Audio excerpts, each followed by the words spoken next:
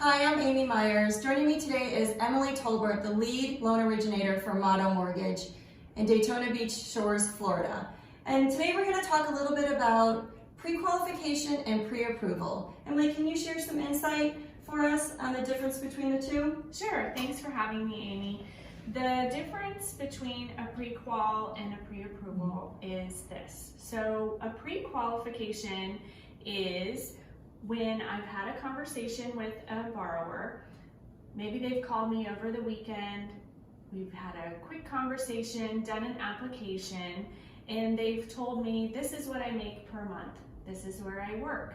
And maybe I've done a 1 bureau credit pull just to have an idea of what their debts are. And they tell me I'm interested in a home, let's say $200,000. And I can look at their debt to income ratio and what they've told me they make per month, and I can say, all right, looks like that might work for you. But beyond that, I have no proof. I have no proof of what they make. I have no proof that they tell me where they work is actually where they work. So I might be able to call back an agent and say, okay, it looks like this buyer could potentially qualify for this amount, but they still have some work to do. I still have to get some verification in order to issue a full pre-approval. So a pre-approval means that the buyer has provided me with all of their documentation.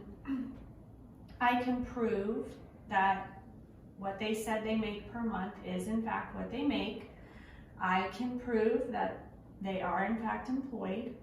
I've received all their W-2s, bank statements. I know they have enough money in their bank account to close the loan. And I've even run automated underwriting.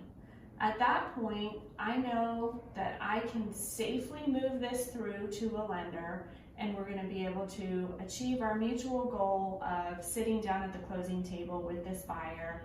Everybody signs, everybody's happy at the end.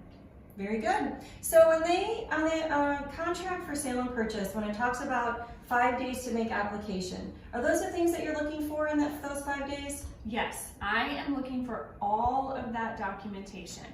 I'm going to need a copy of driver's license. I'm going to need 2 years W-2s, 2 months bank statements, 30 days of pay stubs, and if somebody is self-employed, there's even additional documentation that's going to be needed in order to verify the income. I like to do all of that on the upfront so we can all feel comfortable moving forward. Very good. Well, thank you, Emily, for joining us today. Thank you for being a great resource for us. And how could we reach out to you for any of our needs? So, Motto Mortgage can be reached by calling us at 386-222-3066.